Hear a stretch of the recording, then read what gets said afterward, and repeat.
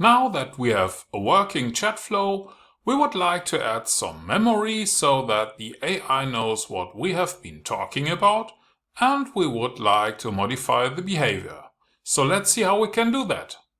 We have built a chat flow which is able to use a chat interface and respond with an answer that is actually readable text. And now we would like to use it.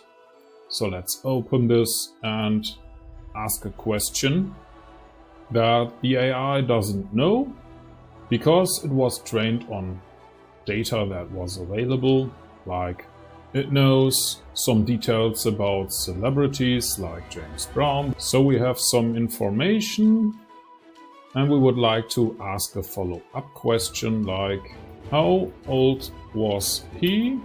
Now we get a response that says, I would need more context to provide an accurate answer. Why is that?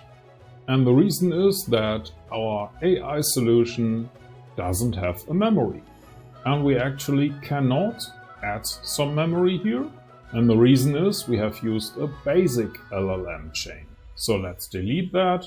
You can keep the model, click on the plus sign or on this one, select Advanced AI.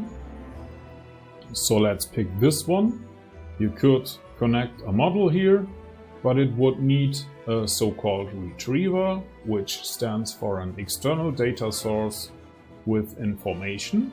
So this is obviously the wrong thing. Now let's delete it. In our case, we will now use an AI agent, and that basically is a solution that can be connected with our chat model. So let's do that.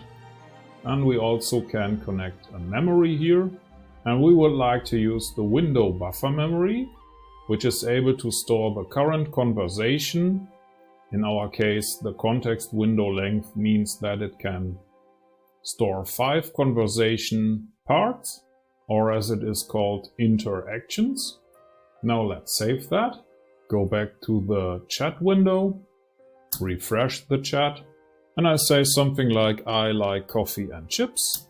And the response is, that sounds like a tasty combination. Coffee can provide a nice boost of energy, while chips add a satisfying crunch.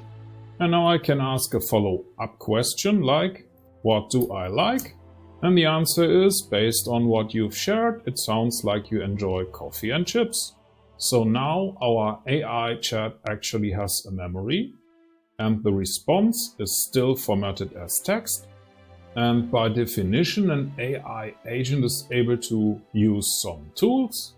In other languages or other solutions, you would expect this component to be called something like a conversational chain, but actually the AI agent can do the trick, and the tools are not required. You can see requirements have this little red asterisk, and actually we would like to have a prompt, which means that we could tell our AI solution how it should behave, and that is where we can add an option. In our case, we will add a so-called system message. So let's try something like always respond in capital letters. Let's save this, refresh the chat window, and ask something like, who is James Blunt?